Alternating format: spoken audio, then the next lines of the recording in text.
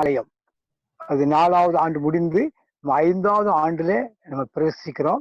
அதனால அது ஆயத்த ஜெபமாக ஒரு 2 நிமிஷம் எல்லாம் கண்களை மூடி நம்மளுக்கு நம்ம பேரூர்ல அந்த பரிசுத்த ஆலயத்தை கர்த்தர் நியமித்து கொடுத்திருக்கிறாரு. 4 வருஷமாக எந்த தடையில்லாதபடி அங்க ஆராதனை நடந்திருக்குது. அது மட்டுமல்ல உபவாச கூடுதல் நடத்தப்பட்டிருக்குது. அநேகர் ஒவ்வொரு வருஷமும் அந்த மே மாதத்துல அந்த 6வது பிரஸ்டே அது சோத்திர கூடுதல் அன்றைக்கு திரளான ஜனங்கள் ஞானஸ்தானம் பெற்றிருக்கிறாங்க. அது புதிதான நபர்கள்லாம் கடந்து வந்திருக்கிறாங்க. அந்த நம்ம அங்க ஏற்கிற ஜெபத்துக்கு அநேக ஜெபங்களுக்கு கர்த்தர் பதில் கொடுத்திருக்கிறாரு. ஆனபடினால நம்ம இந்த 2 நிமிஷம் கண்ணை மூடி யார் வேடிக்கை பார்க்காதபடி நமக்கு கொடுக்கப்பட்ட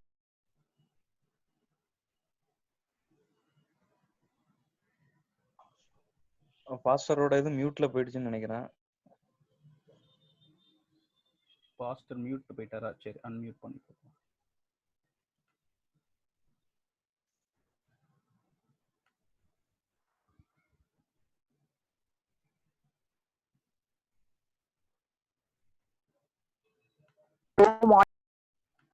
ஆண்டு பிரவேசிக்கிற எங்களை எப்படி நீங்க நடத்த போறீங்க, உங்க சித்தத்தின்படி உங்க வழிநடத்தபடி நீங்க எங்களை நடத்துங்கன்னு சொல்லி இப்ப 2 நிமிஷம் எல்லாம் கண்களை மூடி தேவனுக்கு நன்றி செலுத்தணும். ஆண்டு ரொம்ப சந்தோஷப்படுவாரு, மகிழ்ச்சி அடைவாரு. என் பிள்ளைகள் நாளைக்கு 4 வருஷமா அந்த ஆலயத்தை கட்டி கொடுத்துருக்கிறேன். 4 வருஷமா அந்த ஆலயம் ஆறாம் நடத்திருக்கிறாங்க. உபவாச கூட நடந்திருக்குது. அது மட்டும் இல்ல சோத்திர கூட்டங்கள் நடத்திருக்கிறோம். அநேக காரியங்கள் செய்திருக்கிறோம். திருமண காரியங்கள் நடந்திருக்காங்க.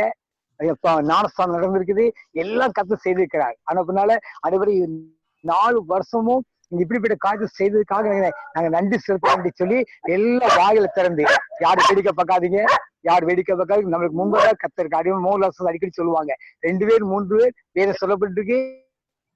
எங்க நம்ம துதிக்கிறோமோ தேவனுக்கு நன்றி செலுத்துறோமோ அங்க ஆண்டவர் இருக்கிறார். அவர் பார்த்து சந்தோஷப்படுறார். நம்ம எல்லாம் கண்கள் மூடி நம்ம எல்லா வாயத்தையும் நம்ம தேவனை சோத்தரிப்போம். சோத்திரம் சோத்திரம் கர்த்தாவே, நன்றியோடு துதிக்கிறோமாப்பா, துதிக்கிறோம், சோத்தரிக்கிறோம், சோத்தரிக்கிறோம், சோத்தரிக்கிறோம். அமைந்தகப்பனே சோத்திரம் கர்த்தாவே, 4 ஆண்டு முடிந்து நாங்க 5வது ஆண்டுக்குள்ள அந்த கப்பனே நாங்க பிரவேசிப்பதை தேவனை அறிந்திருக்கிறீங்க. 4 ஆண்டு பரிசுத்த தோம ஆலயத்தை கர்த்தர் நீங்க ஆசீர்வதித்திருக்கிறீங்க. உன் மகிமையை வெளிப்படுத்திருக்கிறீங்க அந்த கப்பனே. அது மட்டுமல்ல அது 4 ஆண்டு தகப்ப அநேக ரட்சிக்கப்பட்டிருக்கிறாங்க, மனம் திரும்பி இருக்கிறாங்க. அந்த கப்பனே சோத்திரம் கர்த்தாவே, அந்த திருமண தகப்பனே அநேக திருமண காரியங்கள் நடத்தப்பட்டிருப்பதையும் தேவன் அறிந்திருக்கிறீங்க. ஒவ்வொரு வருஷமும் அன்றே தகப்பனே ஞானஸ்தானம் பெற்ற பிள்ளைகள் அநேகர் எனக்கு உண்டு. ஆனபடினால தேவநாம நீங்க நடத்தி கொடுத்த கிருபைக்காக நன்றி செலுத்துகிறோம், நன்றி செலுத்துகிறோம், நன்றி செலுத்துகிறோம். உள்ளத்து ஆழ்ந்து நன்றி செலுத்துகிறோம். எத்தனையோ பேருக்கு தகப்பனே இந்த சாக்கியம் கிடைக்காத காலகட்டத்துல அந்த இந்த பேரு கிராமத்தை முன் குறித்து சுதந்திரத்தா ஒரு ஆலயத்தை கெட்டி அதுல நீர் மகிமைப்படுறபடினால உங்க நன்றியோடு எனக்கு துதிக்க சோத்தரிக்கிறோம்.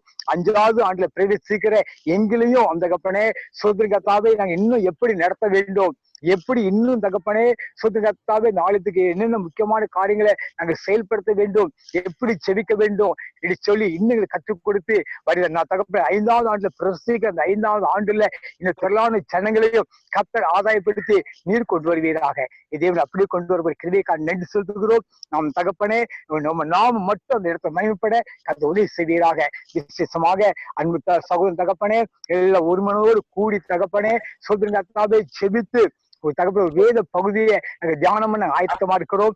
அன்பு எங்க தலைப்புல அந்த கர்த்தருடைய வார்த்தையை பகிர்ந்து கொள்கிற மகனையும் கர்த்தர் வல்லமை எடுத்து பயன்படுத்துவதாக.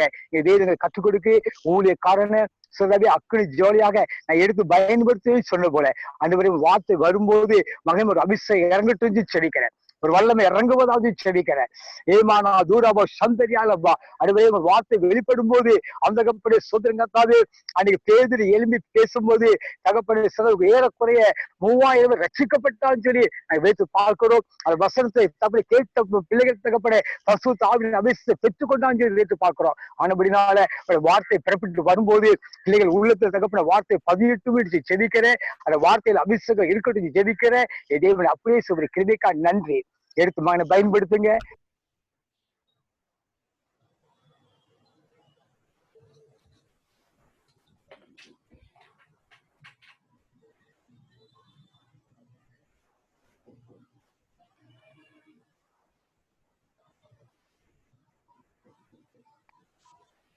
ஹலோ, சொல்லுங்க பாஸ்டர், கொஞ்சம் கட் ஆயிட்டு பேசுங்க. இப்ப கேக்குது. ஜெபம் கேட்டுச்சு. இப்ப கேக்குது. ஆமா ஜெபம் கேட்டுச்சு. ஆமா சரி அப்ப நீங்க ஆரம்பிக்கலாம். நீங்க ஆரம்பிங்க நீங்க. அப்படியே சரி, ரைட். ஆமா சரி சரி. பேசுறேன். Price B to Lord. எல்லாருக்கும் வணக்கம். இன்னைக்கு நம்ம பார்க்க போற தலைப்பு வந்து இன்னைக்கு வந்து அன்பு பத்தி நம்ம பார்க்க போறோம். Title is love. ஸோ நம்ம ஃபர்ஸ்ட் வந்து இது வந்து நான் முன்னாடி கொடுத்த ஒரு செய்தியோட தொடர்ச்சியா நம்ம வந்து பார்க்கலாம். நம்ம முன்னாடி நம்ம பார்க்கும்போது கொலோசியர் 3ல தான் நம்ம ஆரம்பிச்சோம் இல்லையா? நான் வந்து ஸ்டார்ட் பண்ணி ப்ரேயர் பண்ணது ஒரு கொலோசியர் 3வது அதிகாரத்தை பத்தி நம்ம பார்த்தோம் இல்லையா? அந்த ஃபுல் அதிகாரம் ஒரு 25 வசனம் நம்ம வந்து பார்த்தோம். இப்போ நான் என்ன நினைச்சோம்னா, நம்ம வரப்போற ஞாயிற்றுக்கிழமையில வந்து எல்லாமே அந்த கொலோசியர் 3ல 25 வசனத்திலிருந்து ஒவ்வொரு வசனத்தை எடுத்து நம்ம வந்து அதை கொஞ்சம் இன்னும் டீட்டெயிலா பார்க்க போறோம். ஏன்னா அந்த கொலோசியர் 3 வந்து 3வது அதிகாரம் வந்து அது எல்லாமே அடங்கும். ஒரு ஒரு ஒரு கிறிஸ்துவன்னா எப்படி இருக்கணும், என்ன பண்ணணும் அப்படிங்கறது வந்து எல்லாமே போட்டிருக்கோம் அந்த ஒரு அதிகாரத்துல. 25 வசனம் இருக்கு. அதுல நம்ம ஒரு வசனத்தை எடுத்து அதுல ஒவ்வொரு இம்பார்ட்டன்ட் கான்செப்டை எடுத்து நம்ம அதை பத்தி பேசலாம். இன்னும் கொஞ்சம் ஆழமா பேசணும் அப்படின்னு நான் நினைச்சேன். ஆண்டவர் எனக்கு அப்படிதான் சொல்லியிருக்காரு. ஸோ நம்ம வந்து அந்த அந்த கொலோசியர் 3வது அதிகாரத்துல முக்கியமான ஒரு வசனம் வந்து அன்பை பத்தி இருக்கும். அதாவது கொலோசியர் 3:14 இவை எல்லாவற்றின் மேலும் பூரண சற்குணத்தின் கட்டாகிய அன்பை தரித்து கொள்ளுங்கள் அப்படிங்கிறது தான் அந்த வசனம் இல்லையா? இதுக்கு முன்னாடி உள்ள வசனங்களை பார்க்கும்போது ஏகப்பட்ட நல்ல குணங்கள்லாம் போட்டிருப்பாங்க. நீங்க இப்படிலாம் இருக்கணும் அப்படிங்கிற ஏகப்பட்ட குணங்கள், நற்குணங்களை பத்தி நம்ம வந்து பார்த்தோம் இந்த கொலோசியர் 3வது அதிகாரத்தை பார்த்தோம்.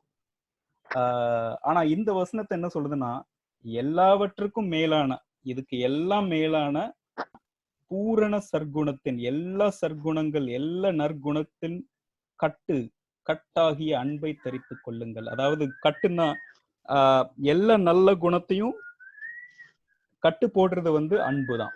எல்லா நல்ல குணங்களையும் அப்படிங்கிறத நம்ம வந்து பார்க்கிறோம். அதாவது இதை நம்ம இங்கிலீஷ்ல சொன்னோம்னா இட்ஸ் லைக் அ க்ளூ.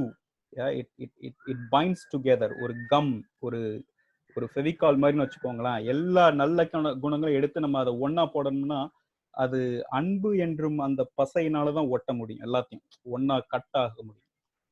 அதை வந்து நம்ம வந்து தரித்து கொள்ளுங்கள். அன்பை எப்பவுமே நீங்க வந்து உடுத்தி கொள்ள வேண்டும். இந்த புது மனிதன் இல்லையா, நம்ம பழைய பாவங்களை விட்டு இயேசுவோட இரத்தத்தால் நம்ம வந்து சுத்திகரிக்கப்பட்டோம் அப்படின்னு நம்ம எண்ணும் போது அந்த புது மனிதனா மாறிடுறோம். அதை நான் திருப்பி நான் அந்த வசனங்கள் நான் சொல்லிட்டு இருக்கேன். ஏன்னா அது ரொம்ப இம்பார்ட்டன்ட் ஒரு கான்செப்ட். அந்த புது மனிதன் வியர் பண்ணக்கூடிய ஒரு ஒரு ஒரு ஒரு நல்ல குணம் என்னன்னா அன்பு அப்படிங்கிறத நம்ம இந்த வசனத்துல பார்க்கோம். ஸோ இங்கிலீஷ்ல பார்க்கும்போது wear love everywhere you go அப்படிங்கிறத கொலோசியர் 3:14 பார்க்கிறோம். ஸோ இதை எடுத்து இன்னைக்கு நம்ம அன்பை பத்தி கொஞ்சம் நம்ம இன்னைக்கு டீட்டெயிலா பார்க்க போறோம்.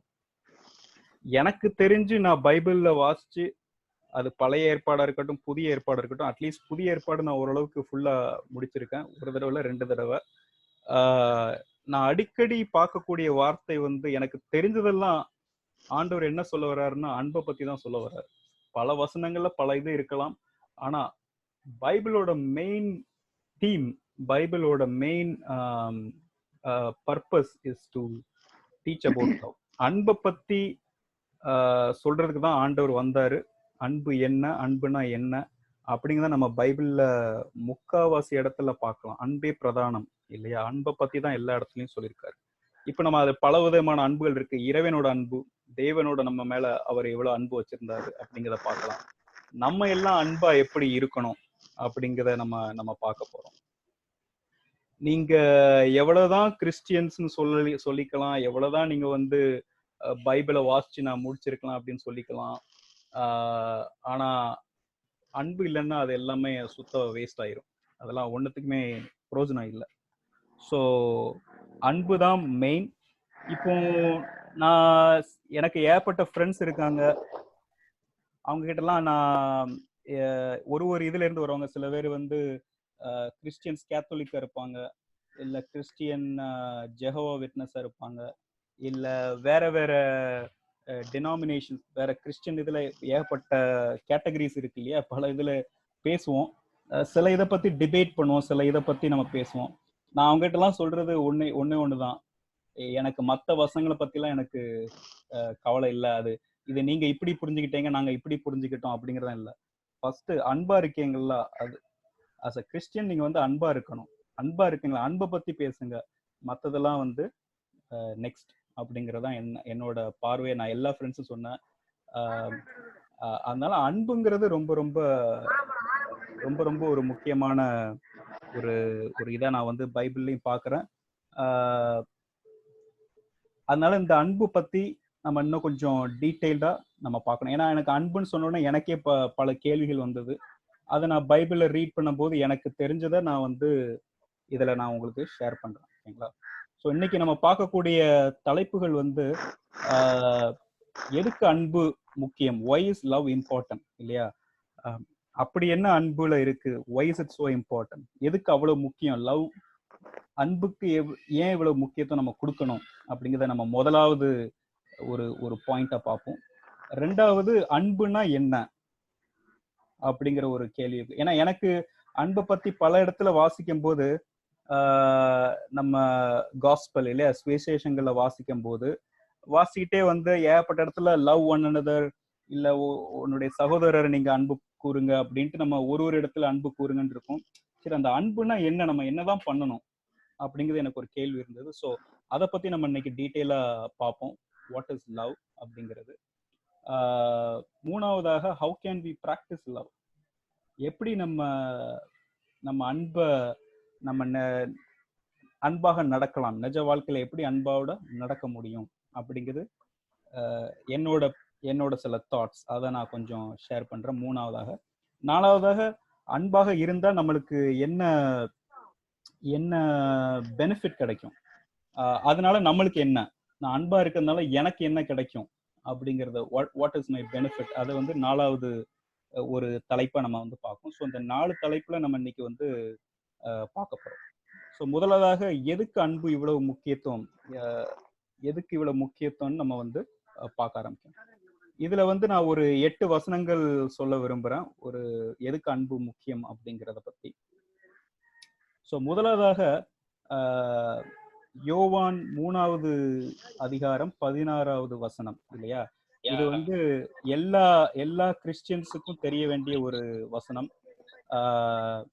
எல்லாருக்கும் இது வந்து மனப்பாடமா தெரிஞ்சுக்கிட்ட ஒரு வசனமா இருக்கும். யோவான் 3:16 வந்து தேவன் தம்முடைய ஒரே பேரான குமாரனை விசுவாசிக்கிறவன் எவனோ அவன் கெட்டு போகாமல் நித்திய ஜீவனை அடையும் படிக்கு அவரை தந்தருளி இவ்வளவாய் உலகத்தில் அன்பு கூர்ந்தார் அப்படிங்கிறத பார்த்தோம் இல்லையா. இதுல நான் வந்து கீழே அடிக்கோடிட்டு போட்டிருக்கிறது வந்து இவ்வளவாய் உலகத்தில் அன்பு கூர்ந்தார் அப்படிங்கிறத நம்ம பார்க்கோம். இது இங்கிலீஷ்ல பார்க்கும்போது இம்மீடியட்டா டக்குன்னு வரும், for God so loved the world, அதான் ஆரம்பிக்கும். For God so loved the world, because God loved the world, அவர் உலகத்தை அவ்வளவு தூரம் அன்பு கொண்டார், அதற்காக அவருடைய ஒரே குமாரன் வந்து உலகத்துக்கு அனுப்பி நம்மளுக்கு எல்லாம் ஒரு ஒரு ஒரு பலியை அவரை கொடுத்தார் இல்லையா. இதை விட நீங்க அன்பை வந்து சொல்ல முடியாது. இப்ப யாராட்டும் நம்ம வந்து நம்ம பிள்ளைங்களை வந்து நம்ம இன்னொரு நம்மளுக்கு தெரியாத குடும்பம் யாரோ ஒருத்தர் இருக்காங்க, அவங்களுக்கு அவங்க பாவத்தை போக்குறதுக்காக நம்ம வந்து பலி இட செய்வோமா?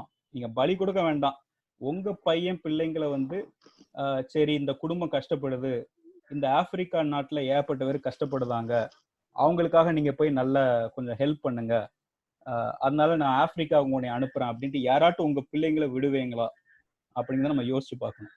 அப்போ ஆண்டவர் வந்து எவ்வளவு அன்பு இருந்தா அவரோட ஒரே குமாரனை வந்து அனுப்பி அவரையும் பலியிட்டு நம்மளெல்லாம் ரட்சித்திருக்காரு இல்லையா. அதான் complete definition of true love.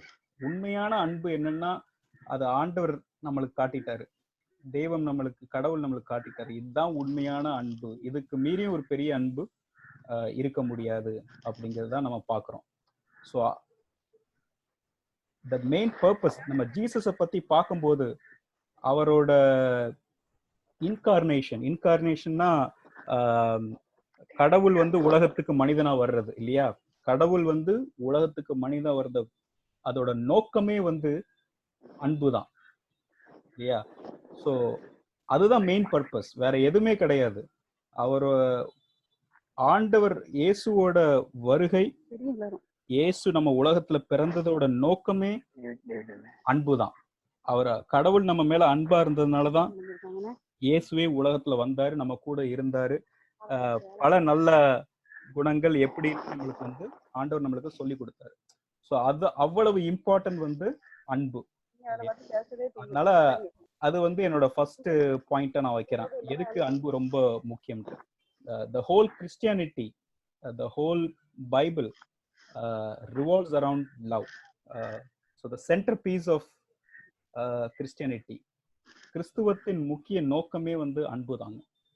அதை நம்ம தெரிஞ்சுக்கணும், அந்த அன்பு என்னன்னு நம்ம தெரிஞ்சு அதைப்படி நடக்கணும். அதுக்கு தான் நான் இந்த இதை தேர்ந்தெடுத்தேன், இந்த மெசேஜ் கொடுக்கணும். நம்மளுக்கு வந்து எல்லா கிறிஸ்தவர்களுக்கும் அன்புன்னா என்னன்னு தெரிஞ்சே ஆகணும், அதுபடி நடக்கணும். ஓகேவாங்க. ஸோ 2வது வசனம் நம்ம பார்க்கும்போது மார்க் 12:28, மார்க் 12:31, 30-31 வசனங்களை பார்ப்போம். இதுலயும் வந்து ஆண்டவர் அன்பு எவ்வளவு முக்கியம்ங்கிறத சொல்ல வர்றாரு இல்லையா?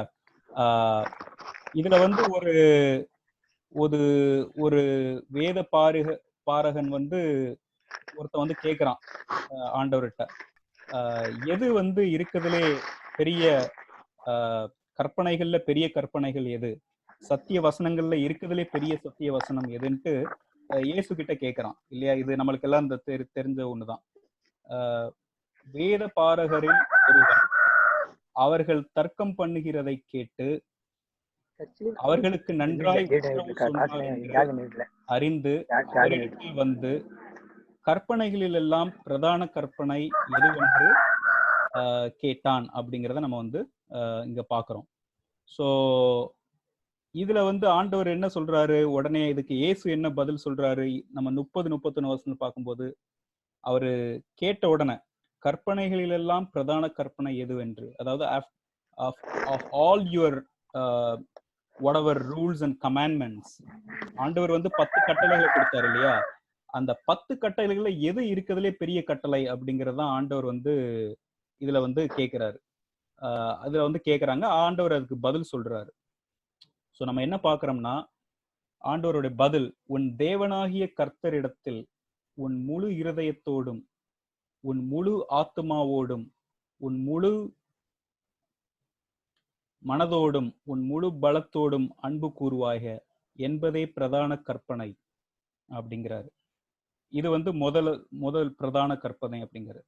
அதற்கு ஒப்பாய் இருக்கிற, அப்போ 31வது வசனத்தை பார்க்கும், இதற்கு ஒப்பாய் இருக்கிற 2ஆம் கற்பனை என்னவென்றால், உன்னிடத்தில் நீ அன்பு கூறுவது போல் பிறனிடத்திலும் அன்பு கூறுவாயாக என்பதே.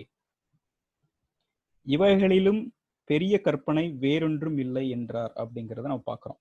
இப்போ ஆண்டவருடைய 10 கட்டளைகள் 10 கற்பனைகள்ல வந்து இயேசுவே சொல்றாரு, எனக்கு பிரதானம் முக்கிய ரெண்டு கற்பனைகள் இதுதான். ஒண்ணு, நீ தேவனாகிய கர்த்தரிடம் உன் அன்பா இருக்கணும், அதாவது நம்ம ஆண்டவர் மேல நம்ம வந்து அன்பா இருக்கணும், அதுதான் ஃபர்ஸ்ட்.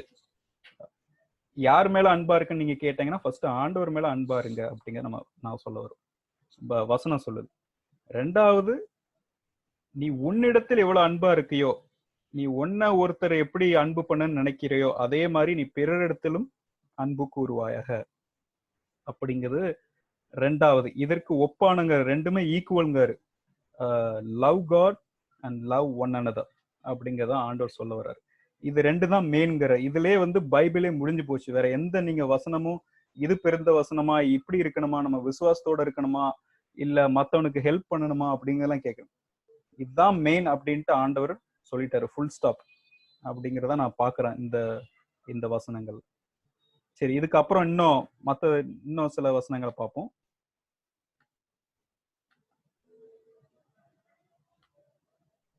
ஓகே, ஸோ இப்போ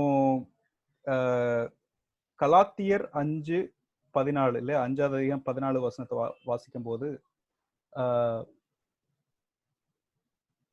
இந்த வசனம் வந்து என்ன சொல்ல வருதுன்னா, உன்னிடத்தில் நீ அன்பு கூறுவது போல பிறனிடத்திலும் அன்பு கூறுவாயாக என்கிற இந்த ஒரே வார்த்தையிலே நியாயப்பிரமாணம் முழுவதும் நிறைவேறும் அப்படிங்கிறதையும் நம்ம வந்து அப்போஸ்தலர் பவுல் வந்து இதுல சொல்றாரு.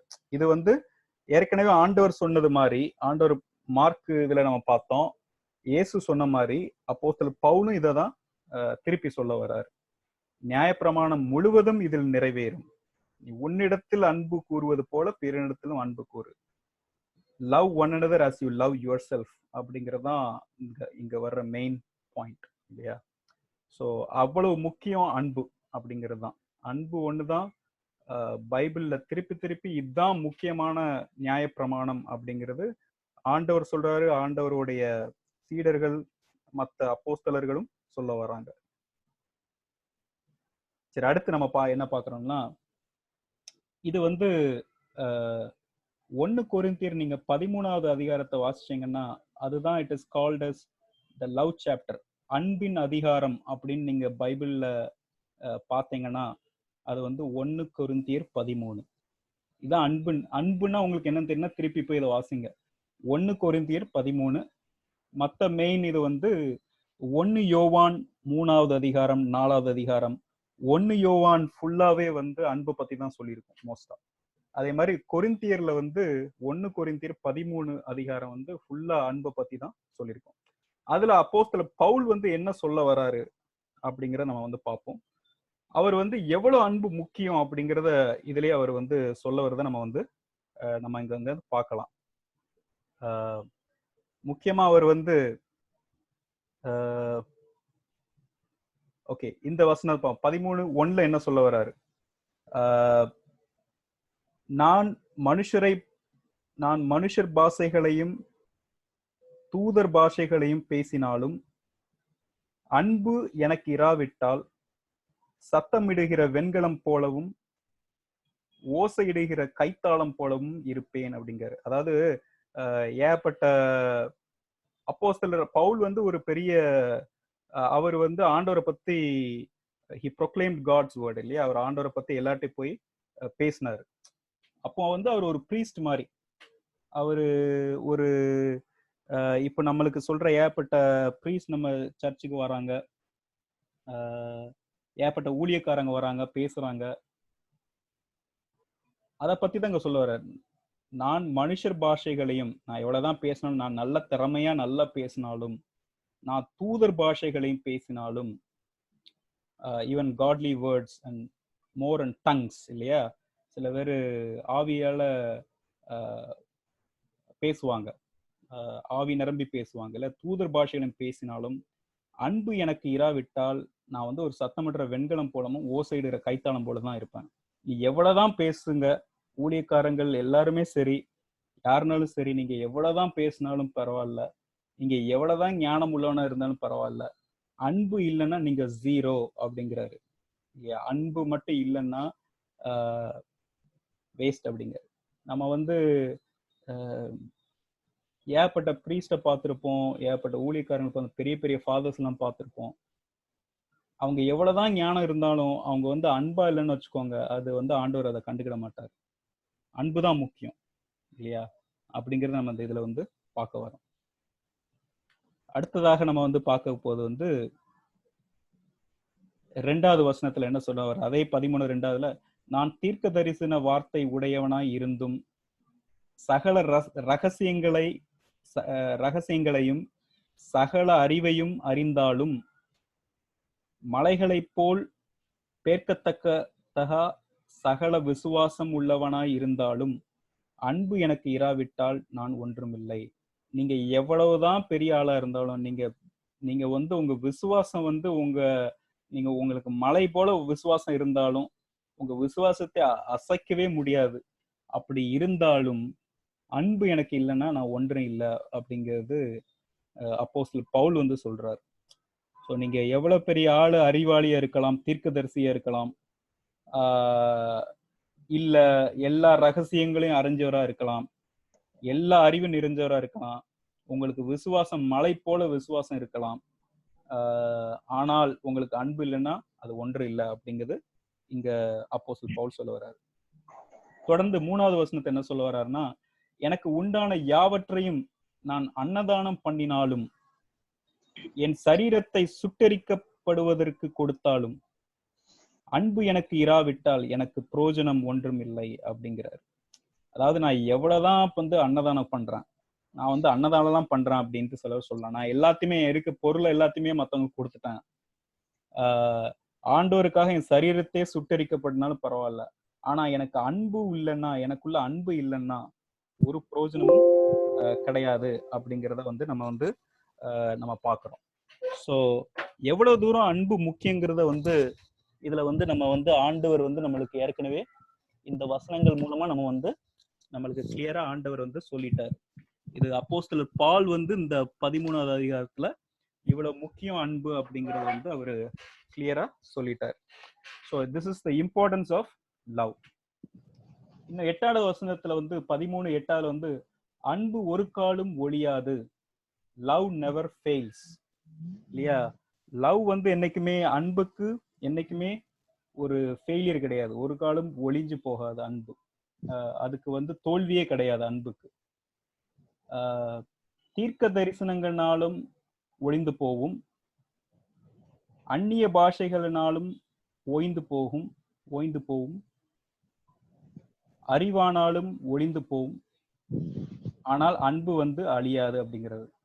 ஸோ தீர்க்க தரிசனம் ஒளிஞ்சு போகலாம், அந்நிய பாஷைகள் வந்து ஓய்ந்து போகலாம், தீர்க்க தரிசனம் நடக்காமே இருக்கலாம் சில தீர்க்க தரிசனங்கள், ஆனா அன்பு மட்டும் என்னைக்குமே ஒழியாது அப்படிங்கிறது ஆண்டவர் சொல்றார். ஸோ அவ்வளவு இம்பார்ட்டன்ட் ஆனது வந்து அன்பு. இல்ல இவ்வளவு தூரம் நம்ம வந்து அன்பை பத்தி பேசிட்டு இருக்கோம். நம்ம அன்பு என்னதுங்கிற பத்தி நம்ம பேசுவோம். 13 என்ன சொல்ல வருதுன்னா, இப்பொழுது விசுவாசம், நம்பிக்கை, அன்பு இம்மூன்றும் நிலைத்திருக்கிறது, இவைகளில் அன்பே பெரியது அப்படிங்கிறது 13வது அதிகாரம் 13வது வசனத்துல பார்க்கணும். அதாவது பைபிள்ல நீங்க அடிக்கடி ரீட் பண்ணும்போது, இல்ல பல தடவை பேசும் போது என்ன சொல்றோம்னா, விசுவாசம் முக்கியம் அப்படிங்கிறோம், ஃபெய்த் இல்லையா, faith in God is important அப்படிங்கிறோம்.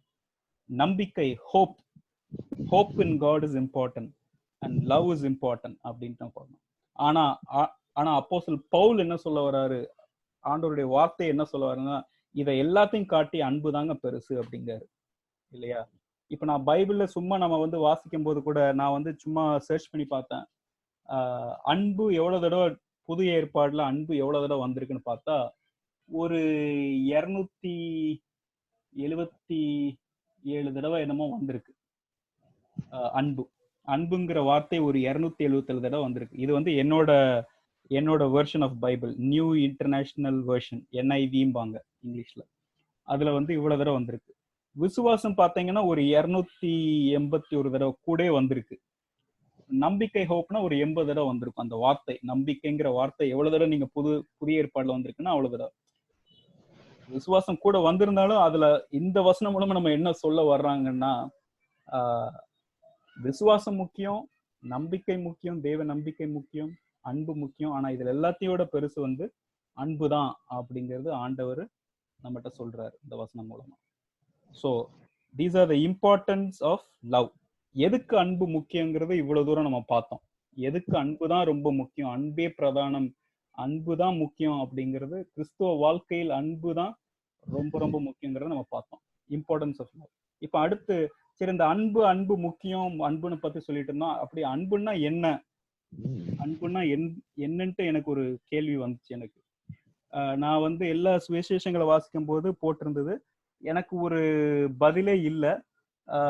எனக்கே சரி அன்புன்ட்டு நம்ம வந்து டிக்ஷனரியை சர்ச் பண்ணலாம், இல்ல நீங்க கூகுள் பண்ணி பார்க்கலாம். லவ்னா என்னன்னா, அதெல்லாம் வந்து உலகம் நம்ம கத்து கொடுக்கக்கூடிய லவ் இல்லையா? ஏகப்பட்ட லவ் பத்தி போட்டிருக்கலாம், அன்பு பத்தி. உலகம் நம்ம கத்து கொடுக்குதுன்னா நீங்க இன்டர்நெட்ல இருந்து எடுக்கலாம், அதெல்லாம் உலகம் சொல்லக்கூடிய டெஃபினிஷன்.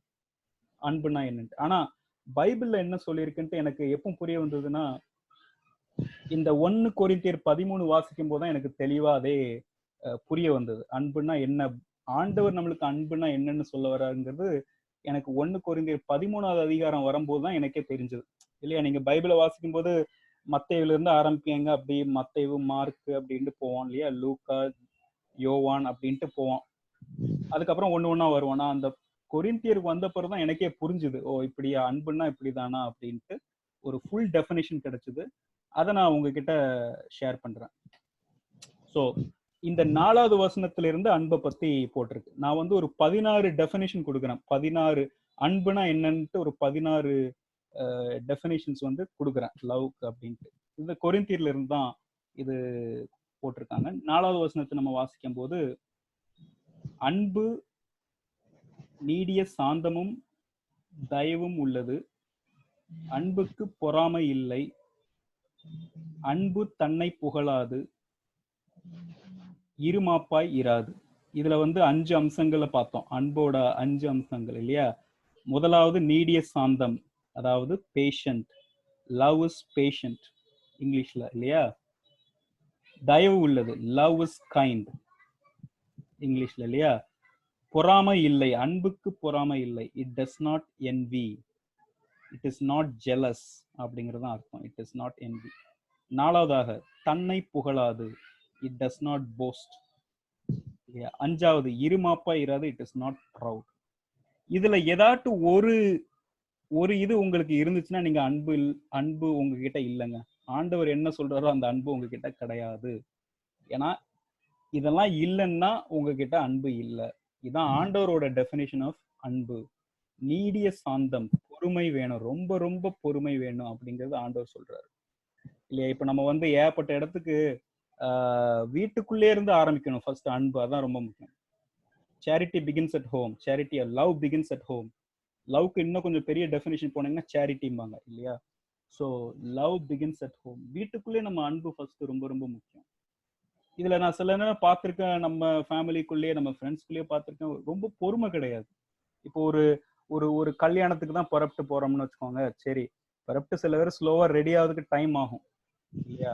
அது வரைக்கும் கொஞ்சம் பொறுமையா இருக்குது பெட்டர். நம்ம முன்னாடியே புறப்பட்டுட்டோம்னா சும்மா உட்கார வேண்டியதான், எல்லாரும் ரெடி ஆன வரைக்கும் உட்கார வேண்டியதான்.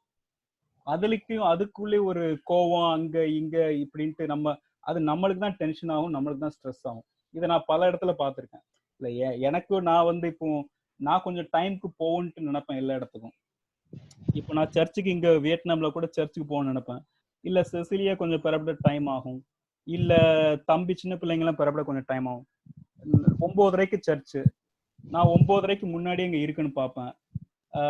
முன்னாடிலாம் கோவப்பட்டேன் கொஞ்சம், சரி சீக்கிரம் போலாமா சர்ச்சுக்கு அப்படின்ட்டு. ஆனா அதுக்கப்புறம் பரவாயில்ல சரி அப்படின்ட்டு நான் பிறப்பிட்டு ரெடியா இருந்தா கூட நான் பாட்டு சும்மா வந்து பிறப்பிட்டு உட்காந்துக்கிடுவேன். அவங்க ரெடி ஆகிற வரைக்கும் நிதானமா இருந்துட்டு, சரி பரவாயில்ல 9:45 தான் போக முடியுமா, பரவாயில்ல 9:45 காட்டும் போயிரும். ஏன்னா நம்ம சர்ச்சுக்கு போறோங்கிறது அதை விட முக்கியம். என்ன சொல்றாரு ஆண்டவர், அன்பு தான் முக்கியங்காரு இல்லையா? உங்க மனைவி உங்க பிள்ளைங்க கிட்டே அன்பு இல்லைன்னா அது வேஸ்ட் தானே. எல்லாம் என்ன சத்த போட்டாலும் என்னாலும் வேஸ்ட் தானே. அதனால பொறுமை ரொம்ப முக்கியம். இது ஒரு சின்ன ஒரு எக்ஸாம்பிள சொல்றேன். பேஷண்ட், பொறுமையா இருக்கணும் எல்லாத்துலயுமே. ரொம்ப அவசரம், எனக்கு இன்னைக்கு வேணும் நாளைக்கு வேணும், எனக்கு அதை பண்ணணும் உடனே பண்ணணும், இந்த பொறுமையே இல்லாதனால எத்தனை பிரச்சனை, எத்தனை தலைவலி அப்படிங்கிறது நம்ம தெரிய வரணும். லவ் இஸ் கைண்ட் இல்லையா? தயவு உள்ளது. ரொம்ப நம்ம வந்து தயவு காட்டணுங்க எல்லாத்துக்கும். ரொம்ப ரொம்ப ரொம்ப முக்கியம். தயவு இல்லாம ஒண்ணுமே கிடையாது இல்லையா? ஒருத்தன் கஷ்டப்படும் போது நம்ம வந்து அவனுக்கு தயவு காட்டணும்.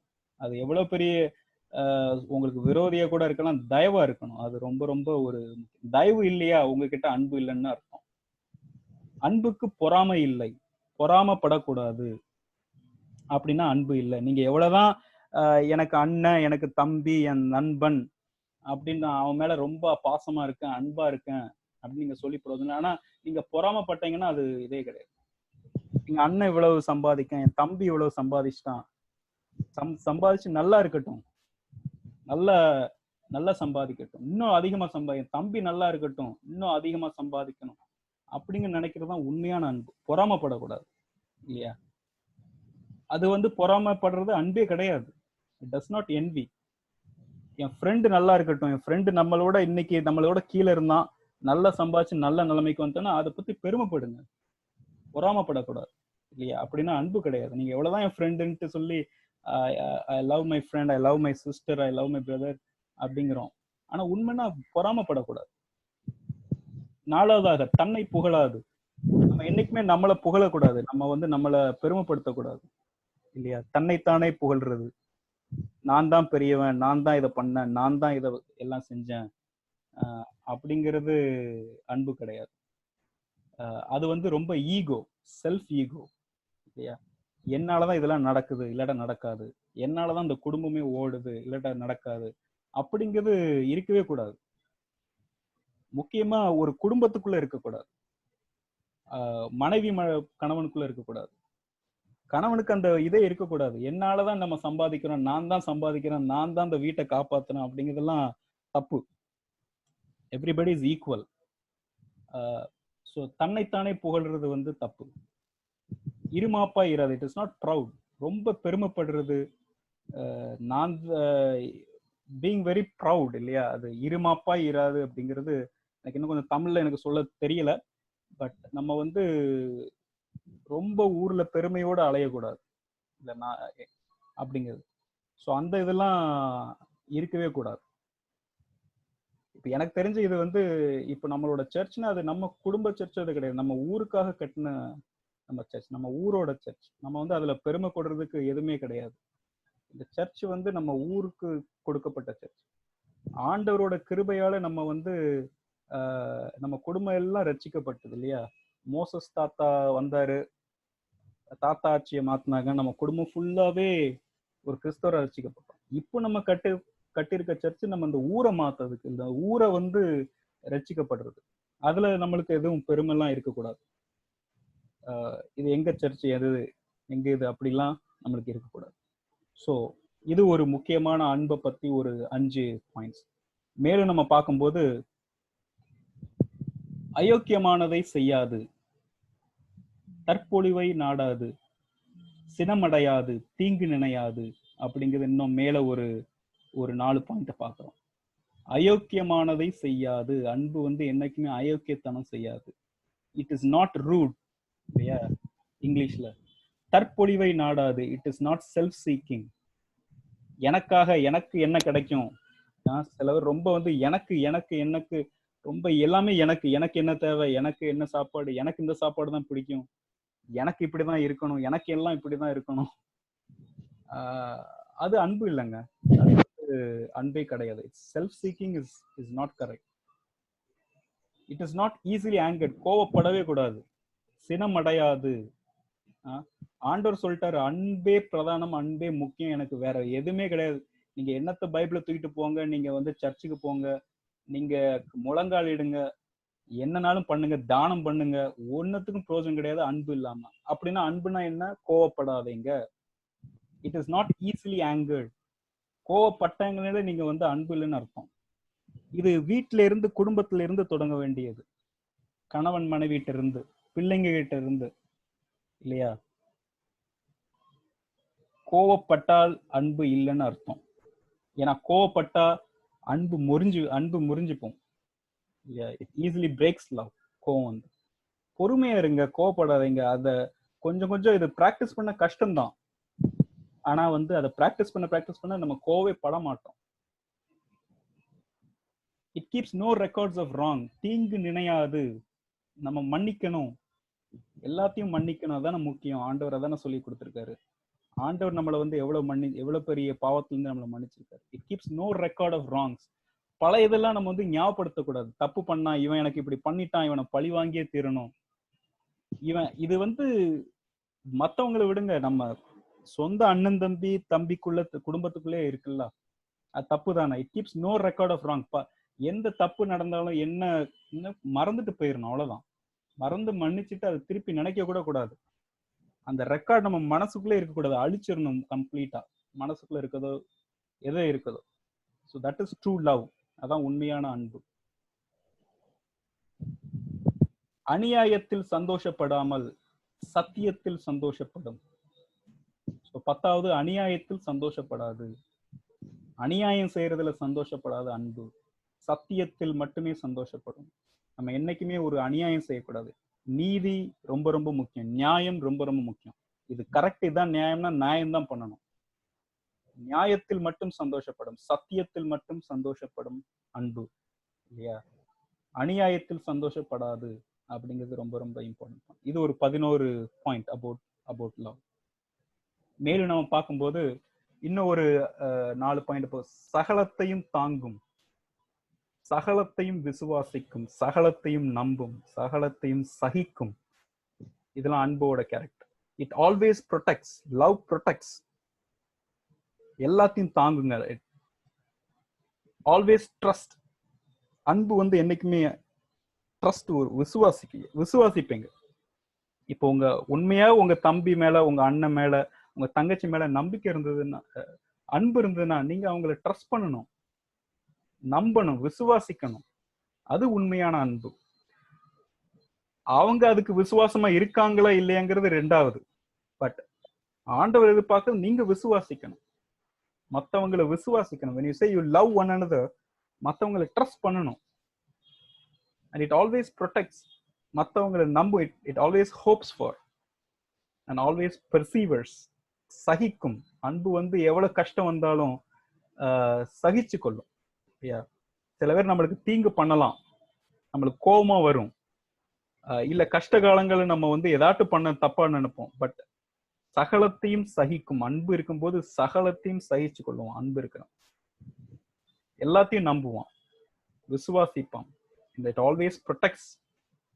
அன்பு இருக்கிறவன் எல்லாத்தையும் பாதுகாப்பான் இல்லையா. It always protects. So these are 15 important points about love. அன்புனா என்ன அப்படிங்கறது ஆண்டவர் எனக்கு சொல்லி தந்தாரு. இந்த வசனங்கள் மூலமா எனக்கு சொல்லி தந்தாரு. இதுல இருந்து எனக்கு அன்புனா என்னன்னு எனக்கு புரிஞ்சுக்கிட்டேன். உண்மையான அன்பு இல்லையா. இதெல்லாம் இல்லைன்னா நம்ம அன்பு இல்லைன்னு இருக்குன்னு நம்ம சொல்லக்கூடாதுங்க. அவ்வளவுதான் ஃபெயிலியர்.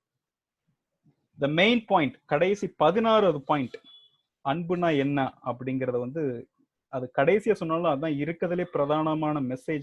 இந்த ஹோல் மெசேஜுக்கு அது வந்து 1 யோவான் 4:8 பாக்குறோம். அன்பில்லாதவன் தேவனை அறியான், தேவன் அன்பாகவே இருக்கிறார். இங்கிலீஷ்ல சொல்ல பியூட்டிஃபுல்லா சொல்லலாம், God is love. ஆண்டவர் யாரு, கடவுள் யாரு அப்படின்னா கடவுள் அன்பு. God is love. ஓகேவா, இதுதான் முக்கியம். நீங்க ஆண்டவரை பார்த்தது இல்லையா, கடவுளை பார்த்தது இல்லையா, அன்பை பார்த்திருக்கீங்களா, யாராட்டும் அன்பு பண்றத பாத்தீங்கன்னா தட் இஸ் காட். அதுதான் உண்மையான கடவுள். அன்பு இல்லாதவன் தேவனை அறியான். அன்பு இல்லாதவன், நான் அந்த 15 இது சொன்ன பார்த்தீங்களா, அதெல்லாம் இல்லாதவன் தேவனை அறிய முடியாது. அவனுக்கு ஆண்டவர்னா என்னன்னே தெரியாது.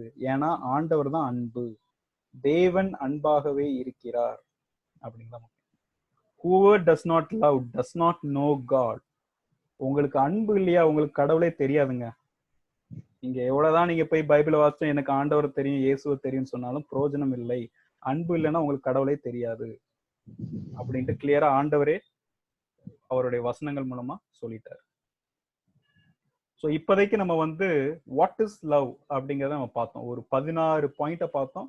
அதுல முக்கியமான பாயிண்ட் வந்து உங்களுக்கு எல்லாம் தெரிய வேண்டியது God is love. எனக்கு ஒரு நிமிஷம் அதை வாசிக்கும் போட்டு அப்படி ஒரு மணி நேரம் அப்படி உட்காந்து யோசிக்க ஆரம்பிச்சிட்டேன். God is love. ஓகே, இது வரைக்கும் நம்ம ஆண்டவரை பார்த்தது இல்லை. சரியா, உண்மையான கடவுள்னா அது அன்பு தான். அன்பை பாக்குறோமா ஒரு இடத்துல, அதுதான் கடவுள் இல்லையா. எவ்வளவு ஒரு மீனிங்ஃபுல்லான, ஒரு பவர்ஃபுல்லான ஒரு மெசேஜ் இல்லையா. God is love. சரி, இப்போ எல்லாம் தெரிஞ்சுக்கிட்டோம். அன்பு எவ்வளவு முக்கியம்னு நம்ம தெரிஞ்சுக்கிட்டோம். அன்புனா என்னன்னு தெரிஞ்சுக்கிட்டோம். இப்போ how can we practise love, how can we practise love பத்தி பார்க்கணும். நம்ம அன்பை எப்படி நம்ம உண்மையாவே நடப்புல கொண்டு வரலாம் அப்படிங்கிறத பத்தி நம்ம வந்து பார்ப்போம். என்ன, இதை ஒரு 7 வசனங்களை பார்ப்போம். 2 யோவான் 6வது வசனம் என்ன சொல்ல வருதுன்னா, நாம் அவருடைய கற்பனைகளின்படி நடப்பதே அன்பு. நீங்கள் ஆதி முதல் கேட்டிருக்கிறபடி நடந்து கொள்ள வேண்டிய கற்பனை இதுவே அப்படிங்கிறாரு. அதாவது அவருடைய கற்பனைகள் படி நடப்புதான் அன்பு. God, நீங்க உண்மையாவே ஆண்டவர் கட்டளையிட்டபடி, ஆண்டவர் என்ன சொன்னாரு, நீங்க வந்து love your God with all your heart, all your soul. கடவுள் மீது அன்பு செலுத்துங்கள் அப்படின்னாரு. அப்படின்னா என்னன்னா, அவருடைய கற்பனையின்படி நடப்பதே அன்பு, அவருடைய வசனங்கள் படி நடப்பதே அன்பு அப்படிங்கிறத நம்ம வந்து பார்க்க வரோம். ஸோ அது இம்பார்ட்டன்ட் பாயிண்ட்ஸ் வந்து இதுக்கு போக 2 யோவான் 6, 1 யோவான் 5:2 என்ன சொல்ல வருதுன்னா, நாம் தேவனிடத்தில் அன்பு கூர்ந்து அவருடைய கற்பனைகளை கை கொள்ளும் போது தேவனுடைய பிள்ளைகளிடத்தில் அன்பு கூறுகிறோம் என்று அறிந்து கொள்கிறோம். அவ்வளவுதான். இது ஒரு பாயிண்ட். என்ன சொல்றது, காட் என்ன சொல்றாரு, நீங்க வந்து ஆண்டவர் மேல அன்பா இருங்க அப்படின்னாரு. இது முதலோட கட்டளை, கற்பனை அப்படின்னாரு. 2வது, நீங்க ஒருவரிடத்தில் அன்பு கூறுங்கள் இல்லையா அப்படிங்கிறாரு. அப்போ அதை எப்படி பண்ணணும் அப்படின்னு சொல்லும் போது ஆண்டவர் கிளியரா சொல்றாரு, நீங்க தேவனிடத்தில் அன்பு கூர்ந்து அவருடைய கற்பனைகளை கை கொள்ளும் போது, அவருடைய வசனங்கள் படி வாழும்போது, அவருடைய ரூல்ஸ் படி வாழும்போது, அவர் என்னென்ன சொல்றாரோ அதை ஃபாலோ பண்ணா தேவனுடைய பிள்ளைகளிடத்தில் அன்பு கூறுகிறோம் என்று அறிந்து கொள்கிறோம் அப்படிங்கிறாரு. ஸோ ரொம்ப சிம்பிள் மெசேஜ். நீங்க வந்து காடோட எல்லா வேர்ட்ஸ், எல்லா வசனத்தையும் நம்ம படி வாழ்ந்தோம்னா நம்ம வந்து மற்றவங்க இடத்துல அன்பு செய்யறோம் அப்படிங்கிறது அர்த்தம். ஸோ முதலாவது பாயிண்ட் நான் என்ன சொல்ல வரேன்னா, எப்படி அன்பு கூறணும்னா, அவருடைய கற்பனைகள் படி நடப்பதே அன்பு. அதனால நம்ம வந்து பைபிளை நல்லா வாசிச்சு ஆண்டவர் எனக்கு என்ன சொல்லியிருக்காருன்னு அதைப்படி நடக்கணும். அதுபடி நடக்கணும்னா என்னது, இப்ப நான் முன்னாடி சொன்னோம்ல வாட் இஸ் லவ், 16 பாயிண்ட் சொன்னோம்ல, அதுபடி நடக்கணும். அதுதான் அன்பு அப்படிங்கிறார். அடுத்து நம்ம என்ன பார்க்க வரோம்னா, யோவான் 3:18 பார்க்கும்போது, 1 யோவான் 3:18 பார்க்கும்போது, என் பிள்ளைகளே, வசனத்தினாலும் நாவினாலும் அல்ல, கிரியையினாலும் உண்மையினாலும் அன்பு கூற கடவோம் அப்படிங்கிறாரு இல்லையா. நீங்க சும்மா வசனத்தை மட்டும் சொன்னா போதாது, நாவினால மட்டும் சொன்னா போதாது, பேசினா மட்டும் போதாது, நீங்க செயல்ல காட்டணும், இன் ஆக்ஷன். கிரியையினாலும் உண்மையினாலும் அன்பு கூற கடவோம் அப்படிங்கறது சொல்ல வர்றாரு. ஸோ இப்ப நான் எவ்வளவுதான் அன்பை பத்தி பேசினாலும், நான் எவ்வளவுதான் அன்பு பேசினாலும் சொல்லலாம், இந்த தான் அன்பு வசனம் அப்படி இப்படின்னு சொல்லலாம். நம்ம எல்லாரும் இதுதான் ஆண்டவர் இப்படிதான் சொல்லியிருக்காரு அப்படின்ட்டு சொல்லிட்டு விட்டுறலாம். அது பேச்சோட இல்லாம செயல்ல இறங்கணும், அதை காட்டணும், உண்மையாவே செயல்ல காமிக்கணும் இல்லையா. நம்ம இதான் அன்பு, ஆண்டவர் சொன்னாரு, நல்ல வசனமா இருக்க, சந்தோஷம் அப்படின்ட்டு போய் அடுத்த நிமிஷம் போய் பார்த்து நம்ம கோவப்படுறது, பொறுமையா இல்லாம இருக்குது, இல்ல மத்தவங்கள பொறாமப்படுறது, இல்ல எல்லாமே எனக்குன்னு சொல்லிட்டு இருக்குது, இப்படிலாம் இருந்தோம்னா அது வேஸ்ட் இல்லையா. அது ஆக்ஷன்ல கொண்டு வரணும். கிரியையினாலும் உண்மையினாலும் அன்பு கூற கடவோம் அப்படிங்கிறது தான் ஆண்டவர் சொல்ல வர்றாரு. அடுத்து என்ன சொல்ல வர்றாரு, எபேசியர் 5:25, இது வந்து எனக்கு இது வந்து முக்கியமான ஒண்ணுங்க. இப்போ பல ஊர்ல பல குடும்பங்கள்ல நடக்கிற பிரச்சனைகள்லாம் கணவன் மனைவிக்குள்ள நடக்கிற பிரச்சனை தான் இல்லையா. ஏன்னா அன்புங்கிறது குடும்பத்துல இருந்து தான் ஸ்டார்ட் பண்றோம், குடும்பத்துல இருந்து தான் ஸ்டார்ட் பண்ணுது, கணவன் மனைவியில இருந்து தான் ஸ்டார்ட் பண்ணுது. ஏன்னா உங்களோட பிள்ளைகள் வந்து அன்புனா என்னன்ட்டு அப்பா அம்மாட்ட இருந்து தான் கத்துக்கிட்டுதாங்க, அதுபடிதான் அவங்க நடக்காங்க, அவங்க பிள்ளை தலைமுறையா போகுது. அதனால அந்த கணவன் மனைவிங்கிறது ரொம்ப முக்கியம். ஒரு குடும்பத்துல இருந்து தான், ஒரு ஃபேமிலில இருந்து தான் அந்த சொசைட்டி வருது இல்லையா. நம்ம பிள்ளைங்க தான் வெளியே போய் ஃப்ரெண்ட்ஸ் கிட்ட அன்பா இருக்காங்க, நீங்க எப்படி கத்து கொடுத்தீங்களோ அது மாதிரிதான் அங்க போய் இருக்காங்க. அப்படிதான் ஒரு சொசைட்டி உருவாகுது, ஒரு நாடு உருவாகுது, ஒரு உலகமே உருவாகுது. So family is the most centre important. குடும்பம் தான் ரொம்ப இம்பார்ட்டன்ட் ஒன்று. அந்த குடும்பத்துல மெயின் கணவன் மனைவி, அவங்களுக்குள்ள எப்படி அன்பு இருக்கணும் ஆண்டவர் தெளிவா சொல்லியிருக்காரு. இந்த எபேசியர் 5:25 இது பல கல்யாண இடத்துல, கல்யாண வேத வசனங்கள் கல்யாணத்துல சொல்லுவாங்க. புருஷர்களே உங்கள் மனைவிகள் மேல் அன்பு கூறுங்கள், அப்படியே கிறிஸ்துவும் சபையில் அன்பு கூர்ந்து. இது நம்ம முன்னாடியே பார்த்திருக்கோம். கிறிஸ்து அவருடைய சபை மேல, how God showed love on church இல்லையா.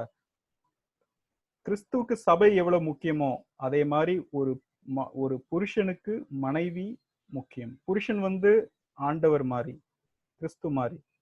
Is the head of the Christ is the head of the church. ஆண்டவர் தான் சர்ச்சோட தலை இல்லையா, தலைவர். அவருடைய சர்ச் சபை தான் அவரோட உடம்பு, சரீரம். அதே மாதிரி புருஷன் தான் ஒரு குடும்பத்துக்கு தலை, அது மனைவி வந்து அதுக்கு ஒரு சரீரம். அப்படிதான் கிளியரா போட்டிருக்கு. ஆண்டவர் எப்படி சர்ச் மேல அவ்வளவு அன்பா இருக்காரோ, அவரோட சர்ச் மேல அவ்வளவு அன்பா இருக்காரோ, அவ்வளவு தூரம் கணவன் வந்து தன் மனைவி மேல அன்பா இருக்கும். ரொம்ப ரொம்ப இம்பார்ட்டன்ட். இது வந்து கணவன் மனைவி மேல அன்பா இல்லைன்னா அந்த ஃபேமிலி உடஞ்சு போகும், அந்த பேசிக் பிரின்சிபல்ஸே உடஞ்சு போகும். ஸோ அப்படின்னா அன்புன்னா என்னன்னா நீங்க பாத்தீங்க ஒரு 16 பாயிண்ட், அது எல்லாம் இருக்கணும், மனைவி மேல இருக்கணும். அந்த 16 விஷயங்களும் மனைவி மேல இருக்கணும். அப்படியே புருஷர்களும் தங்கள் மனைவிகளை தங்கள் சொந்த சரீரங்களாக பாவித்து அவர்களின் அன்பு கூற வேண்டும் இல்லையா. தன் மனைவியில் அன்பு கூறுகிறவன் தன்னில் தான் அன்பு கூறுகிறான். ஏன்னாங்க உங்க மனைவி வந்து உங்க உங்க உடம்பு தான், உங்க சரீரம் தான். அப்போ நீங்க உங்க மனைவி மேல அன்பு இல்லைன்னா உங்க சரீரத்தை குத்துக்கிடுத மாதிரி, சரீரத்தை அழிக்கிற மாதிரி இல்லையா. அதனால ஆண்டவர் என் தன் மனைவியில் அன்பு கூறுகிறவன் தன்னில் தான் அன்பு கூறுகிறான், அவன் மேலேயே அன்பு செய்யறான் அப்படிங்கிறது தான் சொல்றாரு எபேசியர் 5:28. இதை நீங்க நல்லா படிச்சு தெரிஞ்சுக்கிட்டீங்கன்னா உங்க லைஃப் நல்லா இருக்கும், உங்க ஃபேமிலி லைஃப் நல்லா இருக்கும். குடும்பம், மனைவி, புருஷன், பிள்ளைகள் ரொம்ப சந்தோஷமா இருப்பாங்க.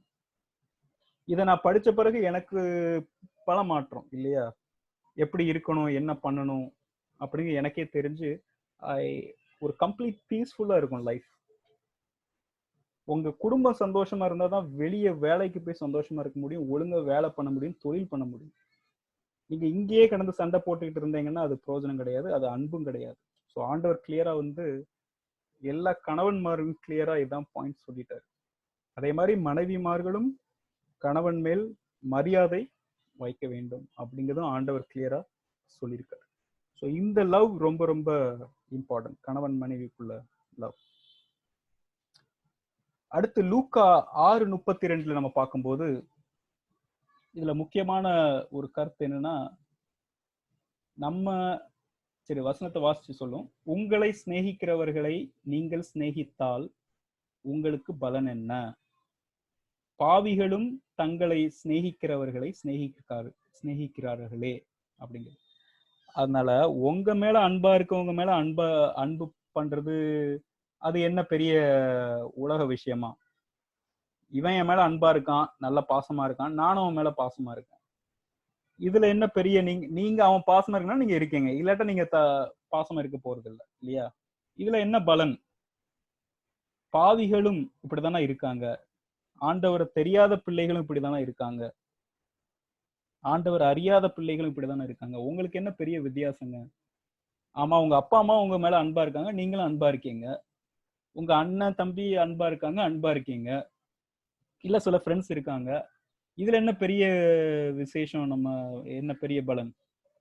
ஆனா ஆண்டவர் என்ன சொல்ல வர்றார் 35வது வசனத்துல, உங்கள் சத்துருக்களை நேசியுங்கள், லவ் யுவர் எனிமீஸ் அப்படிங்கிறார். உங்க எதிரிகளை நீங்கள் சிநேகிங்கள் அப்படிங்கிறார். பண்ண முடியுமா? நம்ம உண்மையா அதை பண்ண முடியுமா? அதான் ஆண்டவர் கேட்கிறாரு இல்லையா. அதான் ஆண்டவரோட எதிர்பார்ப்பு. ஆண்டவரோட பிள்ளைகள் அப்படிதான் இருக்கணும். அப்பதான் அது தெரியும், ஆண்டவரோட பிள்ளைன்னு அவங்களுக்கு தெரியும். நீங்க மகிமைப்படுவது மூலமா ஆண்டவர் மகிமைப்படுவார். அப்படிதான் நம்ம ஊரு ரட்சிக்கப்படணும் இல்லையா. நம்மளுக்கு யார் எது நினைக்கும் அவன்கிட்ட அன்பு கூறணும், அவன்கிட்ட அன்பா நடந்துக்கணும். அதான் அந்த வசனம் 35ல, உங்கள் சத்துருக்களை சிநேகிங்கள், நன்மை செய்யுங்கள், கைமாறு கருதாமல் கடன் கொடுங்கள், அப்பொழுது உங்கள் பலன் மிகுதியாய் இருக்கும். உன்னதமானவருக்கு நீங்கள் பிள்ளைகளாய் இருப்பீர்கள், அவர் நன்றி அறியாதவர்களுக்கும் துரோகிகளுக்கும் நன்மை செய்கிறாரே அப்படிங்கிறத பார்ப்போம். ஆண்டவர் எவ்வளவு நன்மைலாம் செய்யறாரு இல்லையா. நன்றி அறியாதவர்களுக்கும் துரோகிகளுக்கும் நன்மை செய்கிறாரு அப்படிங்கிறத நம்ம வந்து பார்க்கணும். அதே மாதிரி நம்ம இருக்கணும் அப்படிங்கிறது ஆண்டவரோட எதிர்பார்ப்பு. இப்படிதான் உண்மையா அன்பை நம்ம காட்டணும்னா யார் மேல அன்பை காட்டணும் அப்படிங்கிறத நம்ம அந்த இதுல பார்க்கறோம். மேலும் 1 யோவான் 4:20 பார்க்கும்போது, தேவனிடத்தில் அன்பு கூறுகிறேன் என்று ஒருவன் சொல்லியும்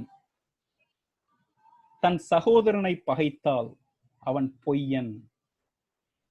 தான் கண்ட சகோதரனிடத்தில் அன்பு கூறாமல் இருக்கிறவன் தான் காணாத தேவனிடத்தில் எப்படி அன்பு கூறுவான் அப்படின்னு ஆண்டவர் சொல்றார்.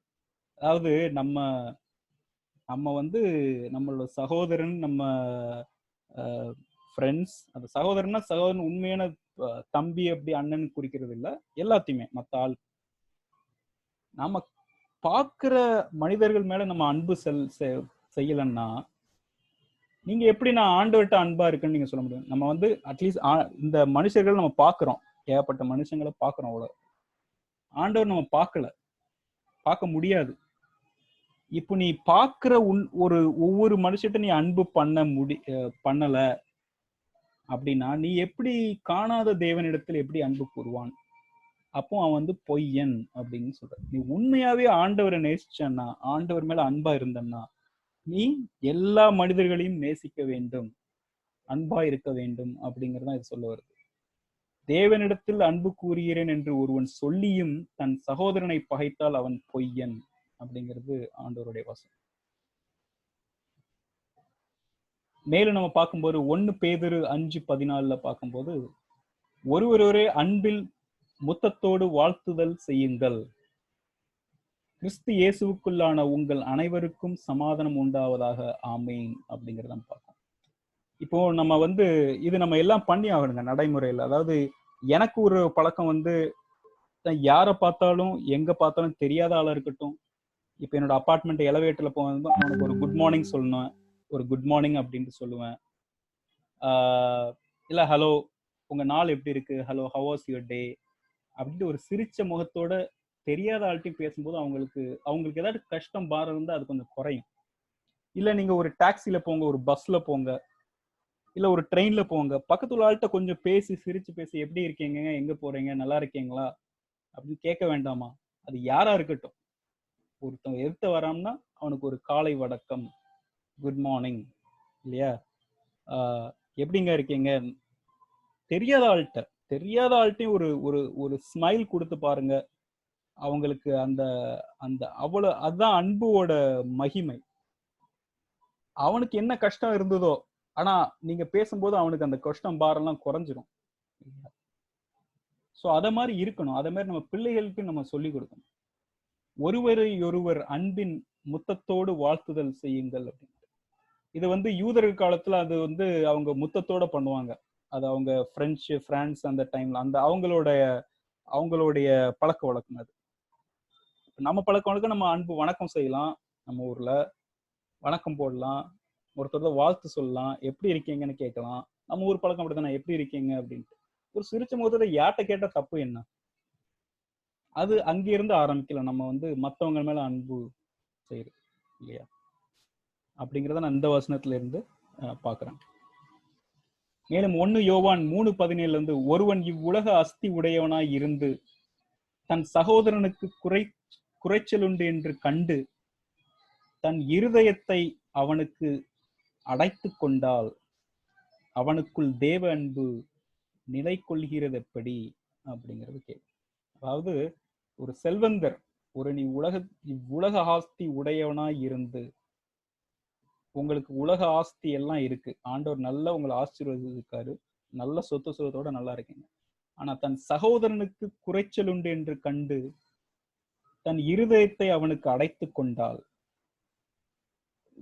உன்னுடைய சகோதரனுக்கு குறைச்சல் உண்டு என்று உன்னுடைய இருதயத்தினை கடினம், அவனுக்கு நான் ஹெல்ப்பே பண்ண மாட்டேன், நான் அவனுக்கு ஒண்ணுமே பண்ண மாட்டேன், அவன் பாட்டு கஷ்டப்படட்டும், குட்டிச்சவரா போட்டு அவன் என்ன ஆனா எனக்கு என்ன, இருதயத்தை அவனுக்கு அடைத்து கொண்டால் அவனுக்குள் தேவ அன்பு உண்டா அப்படிங்கறத இந்த வசனத்தை பார்க்கணும்.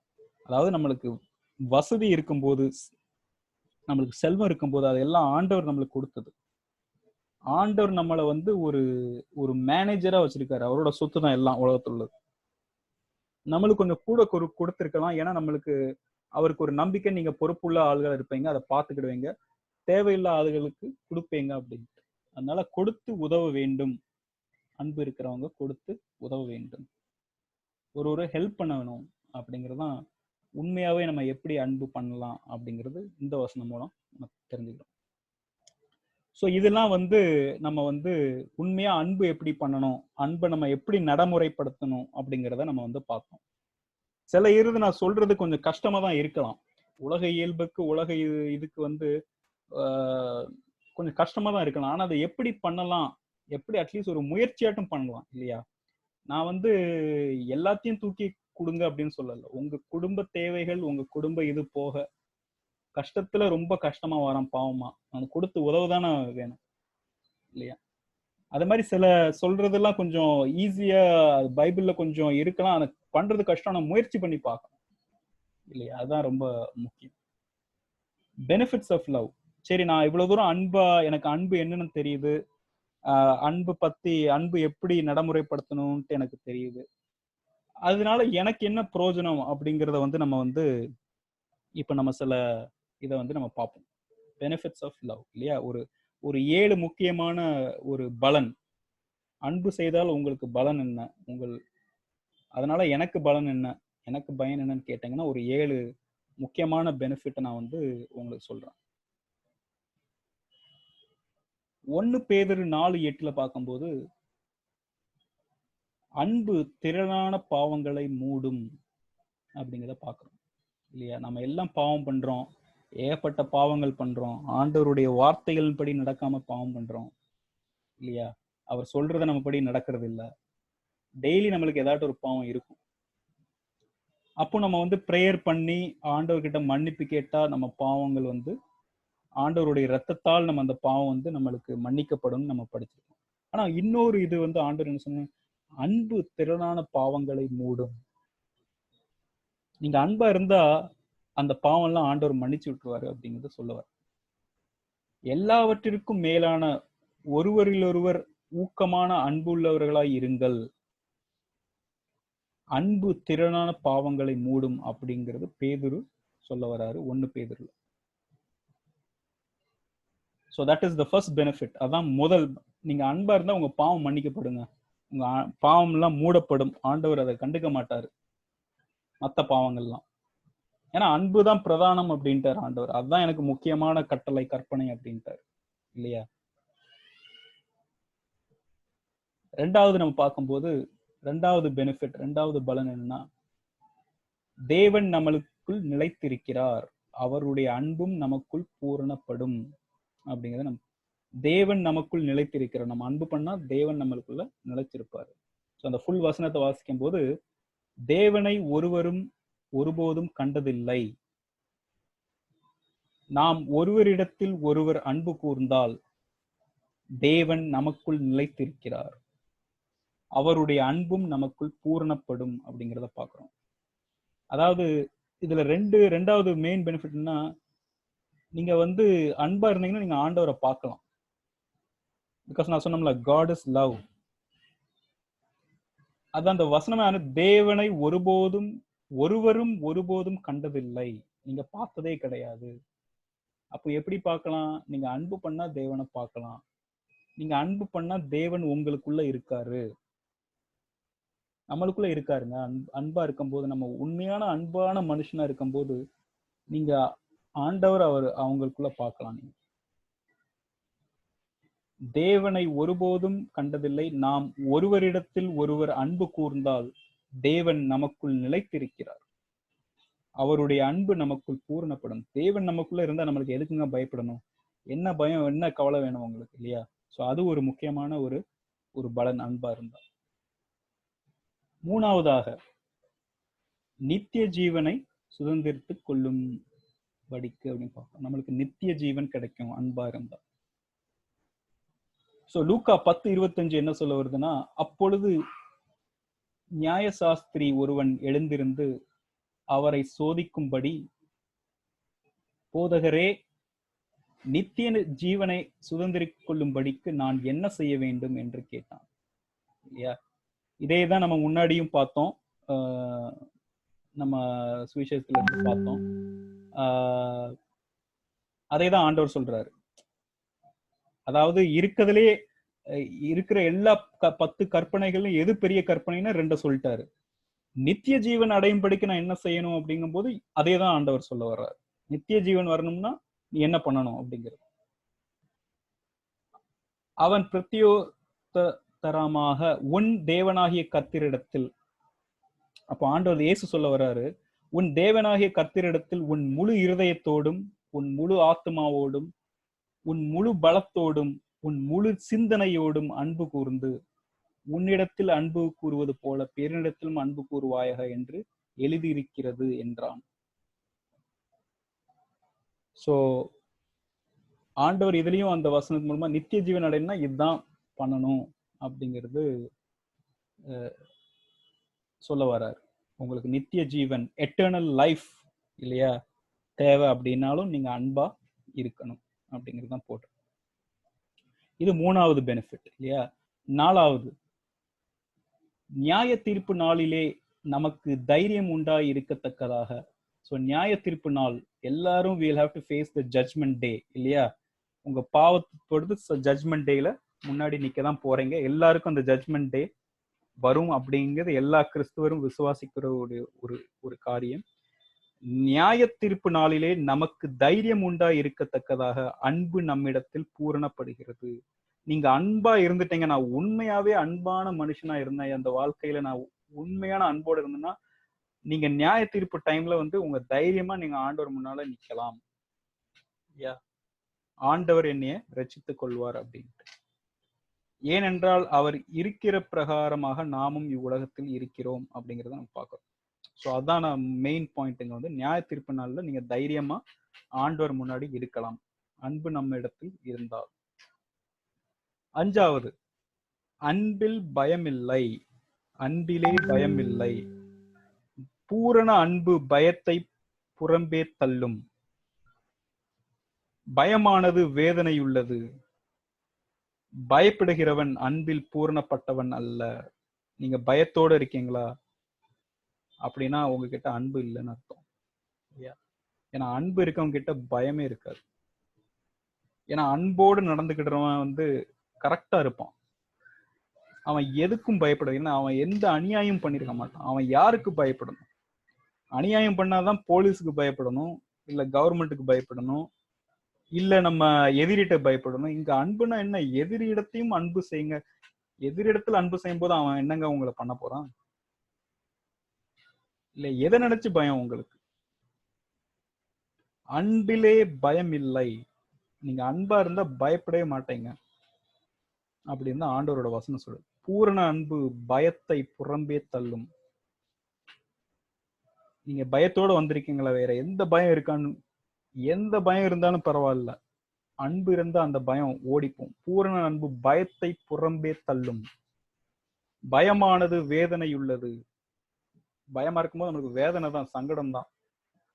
பயத்தோட இருக்கும். இந்த இப்படி நடந்துருமோ அப்படி நடந்துருமோன்ட்டு ஏற்பட்ட பயம், பிள்ளைகள் நினைச்சு பயம் இல்லையா, இல்ல நாளைக்கு என்ன நடக்குமோ நினைச்சு பயம், நம்மளுக்கு பணத்தை நினைச்சு பயம், நம்மளுக்கு எல்லா பணம் வருமா, நமக்கு சாப்பாடு கிடைக்குமா, நாளைக்கு எப்படி இருப்போம், இல்ல வியாதியை நினைச்சு பயம் இருக்கலாம், நம்ம எவ்வளவு நாள் உயிரோடு இருப்போம்னு பயமா இருக்கும். ஆனா அன்பு, பூரண அன்பு எல்லாத்தையுமே புறம்பே தள்ளும். பயப்படுகிறவன் அன்பில் பூரணப்பட்டவன் அல்ல அப்படிங்கிறது ஆண்டவருடைய வசனம். இது 5வது பெனிஃபிட். 6வது, நாம் சகோதரரிடத்தில் அன்பு கூறுகிறபடியால் மரணத்தை விட்டு நீங்கி ஜீவனுக்கு உட்பட்டிருக்கிறோம் என்று அறிந்திருக்கிறோம். நீங்க அன்பா இருந்தீங்கன்னா மரணத்தை பத்தி பயப்பட வேண்டாம். மரணத்தை விட்டு நீங்கி ஜீவனுக்கு உட்பட்டிருக்கிறோம் என்று அறிந்திருக்கிறோம். பரலோக, இந்த உலக வாழ்க்கை மட்டும் இல்லைங்க, ஈவன் பரலோக வாழ்க்கை இல்லையா. நம்ம என்னைக்குமே ஒரு மரணத்தை பத்தி நம்மளுக்கு பயமே இருக்கக்கூடாது. எப்பவும்னா நாம் சகோதரரிடத்தில் அன்பு கூறுகிறபடியால் மரணத்தை விட்டு நீங்கி ஜீவனுக்கு உட்பட்டிருக்கிறோம் என்று அறிந்திருக்கிறோம். சகோதரனிடத்தில் அன்பு கூறாதவன் மரணத்தில் நிலை கொண்டிருக்கிறான். ஸோ ஆண்டவருடைய வார்த்தை அது கிளியரா நம்மளுக்கு சொல்லிட்டு இல்லையா?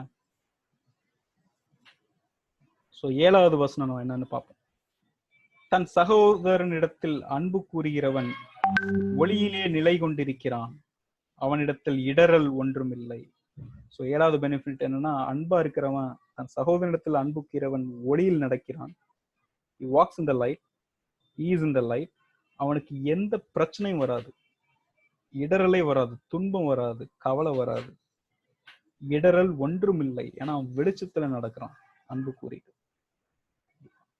பிரச்சனை கவலை எதுவுமே இருக்காது. அன்பு, உண்மையான அன்பு இருக்கிறவன் வந்து அந்த பிரச்சனை எல்லாம் இருக்காது அப்படின்ட்டு ஆண்டவர் நம்மளுக்கு இந்த 7 பெனிஃபிட்டை நம்ம வந்து பார்க்கிறோம். ஸோ அவ்வளோதாங்க என்னோட இன்னைக்குடைய செய்தி. ஸோ கிளியரா நம்ம வந்து பார்த்தோம், அன்புனா என்னன்னு பார்த்தோம், அன்பு எதுக்கு முக்கியம்னு பார்த்தோம் இல்லையா? அன்பா எப்படி நடக்கணும் அப்படிங்கிறத பத்தி நம்ம பார்த்தோம்.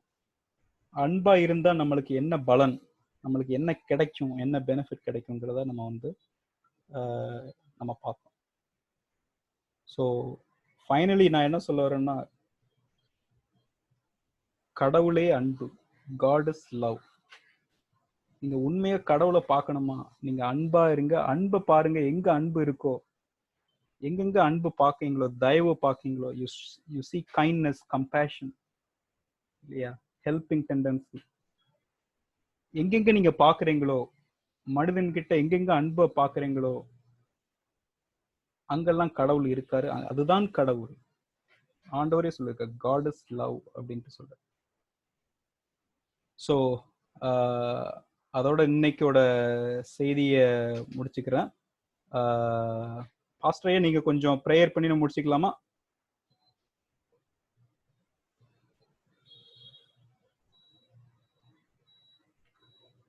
பாஸ்டர்,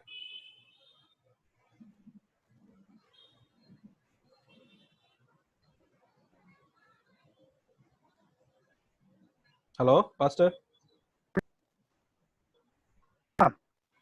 கொஞ்சம் ப்ரேயர் பண்ணுறீங்களா? சரி ஜெபம் பண்ணுவோம். சரி.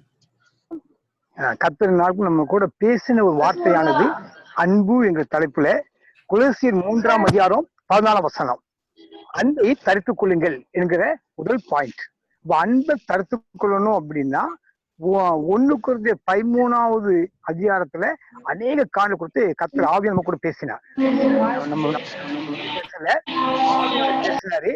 ஆனபடினால ஆவியானவர் பேசின அந்த வார்த்தைக்கு, அந்த 1 கொரிந்தியர் 13ஆம் அதிகாரத்துல எந்தெந்த காரியம் நம்ம விட்டு விலகணும், நம்ம அதை விட்டு விலகி வரும்போதுதான் நித்திய ஜீவனை சுதந்திரத்துக் கொள்ள முடியும்.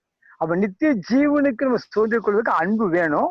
அந்த அன்பை தரித்துக் கொள்வதற்கு அந்த கொரிந்தியர்ல சொல்லப்பட்ட வார்த்தை நம்மகிட்ட இருக்குமானால் இன்னைக்கு அர்ப்பணிக்கணும். ஆண்டவரே, இந்த சுபாவம் என்கிட்ட இருக்குது, இதனால எனக்கு அன்பு செலுத்த முடியல, அந்த நித்திய ஜீவனுக்கு நான் பங்கு பெறுவதற்கு, அந்த நித்திய ஜீவனை பெற்றுக் கொள்வதற்கு என்ன பண்ண, என்னை நான் அர்ப்பணிக்கிறேன்னு சொல்லி நீங்க அர்ப்பணிங்க. கர்த்தர் மெய்யாவே கர்த்தர் ஆசீர்வதிப்பார். ஜெபிப்போம். சோதரன் கர்த்தாவே, நன்றியோடு துதிக்கிற சோதரிக்கிறோம். அந்த கப்பனே, இந்த சாயங்காலம் வேலை இந்த கப்பனே, அன்றைக்கு ஆதாமோடு ஏவாளோடு அந்த குளுமையான வேலை உலாவின தேவன், அந்த கப்பனை சாயங்கால வேலையில வார்த்தையாக எங்க மத்தியில உலாவி வந்தீங்க, நன்றி செலுத்துகிறோம். அந்த கப்பனை அன்பை குறித்து சொல்லப்பட்ட அந்த வார்த்தைகள், அந்த ரகசியங்கள் எல்லாம் கற்றுக்கொண்ட பிள்ளைகள் அவனுடைய வார்த்தையின்படி நடக்கத்தக்க பிள்ளைகளாக கர்த்தர் நீர் மாற்றப்பட கிருபைக்காக நன்றி செலுத்துகிறோம். செய்தி கொடுத்த தாசனை கூட, மகனை கூட கர்த்தர் வல்லமையாக அக்னி ஜோலியாக எடுத்து பயன்படுத்தினீங்க. இன்னும் அநேக பிரயோஜன பாத்திரமாக கர்த்தர் வணவீரா என்று சொல்லி செபிக்கிறோம். தேவன் வனைப்புற கிருபைக்கு நன்றி. அது செய்கிற தாசனுக்காக, அவருடைய துணைவியாருக்காக, அவருடைய பிள்ளைகளுக்காக செபிக்கிறோம். வேதம் சொல்லுது, எந்த ஸ்தலத்திலிருந்து என்னை கனம் பண்ணுகிறியோ, மகிமைப்படுத்துறியோ, நான் உங்களுக்கு கனமனு மகிமைப்படுத்த சொல்லி வேற வார்த்தைபடி அந்த வார்த்தை கனமன்ன மகனை கர்த்தர் வந்து அவ்விதமா ஆசீர்வதிப்பீராக. என் செய்வதை கிருபைக்கு நன்றி. செய்தியை கேட்ட ஒவ்வொரு பிள்ளைகளுக்காக செபிக்கிறேன். இதா குமாரன் பரிசுத்தாவின் நாமத்தினால நான் ஆசீர்வதிக்கிறேன். அதே வார்த்தையை தகப்பன் உட்கொண்டு இந்த வாரம் முழுவதும் இந்த வார்த்தையை நினைத்து அசை போட்டு அதற்கப்பனை சொத்துக்கத்தா அதுல இன்னும் அன்புல வளரக்கூடிய பிள்ளைகளாக தேவன் மாற்றுவீராக. தேவன் அப்படியே சொல்ற கிருபைக்காக நன்றி செலுத்துகிறோம். ஒவ்வொருவரையும் மனப்பூர்வமாக உள்ள தாளத்திலிருந்து ஒரு ஊழியக்காரனாக ஆசீர்வதிக்கிறேன். தேவடைய கரம் அப்படிங்கிற கிருபைக்கா நன்றி. தேவடைய மகிமை இருக்கிற கிருபைக்கா நன்றி செலுத்துகிறோம். ஒவ்வொரு ஆசீர்வதிங்க. இந்த மாதம் வாக்குத்தத்த வசன்படி அந்த கப்பனே எளிமையா 1ஆம் அதிகாரம் 8ஆம் வசனத்தின்படி அந்த அப்பனே அவர்களுக்கு பயப்பட வேண்டாம், உன்னை காக்கும்படி நான் உன்னோடு கூட இருக்கிறேன்னு சொல்லி வேத வார்த்தைபடி நீ அன்புங்கிற வார்த்தை மூலமாக கர்த்தர் கூட இருந்து காத்து நீ நடத்துவீராக. தேவன் அப்படியே சொல்ற கிருபைக்கா நன்றி செலுத்துகிறோம். ஆசீர்வதி இயேசுவின் நாமத்தை வேண்டிய பரம்பிதாவே ஆமென். என் ஆத்மாவே கர்த்தர் ஸ்தோத்திரி, என் முழுவதுமே பரிசுத்த ஸ்தோத்திரி. என் ஆத்மாவே கர்த்தர் ஸ்தோத்திரி, கர்த்தர் செய்யற சகல உபகாரங்களை மறவாதே. ஆமென் ஆமென் ஆமென். God bless you. Thank you. Praise the Lord. Thank you. நல்லா இருந்துச்சு பிரதர், சொத்து brother. Right. Thank you. Thank you, Pastor. சரி பாஸ்டர், நல்ல பாயிண்ட்ஸ் நல்லா இருந்துச்சு. நல்ல ஒரு ஆளுக்குரிய செய்தி கொடுத்தே கத்தவங்களை ஆஸ்வதிப்பான், இன்னும் எடுத்து பயன்படுத்துவான். சரி. Thank you, Pastor. Okay. சோதனை. Thank you. Bye.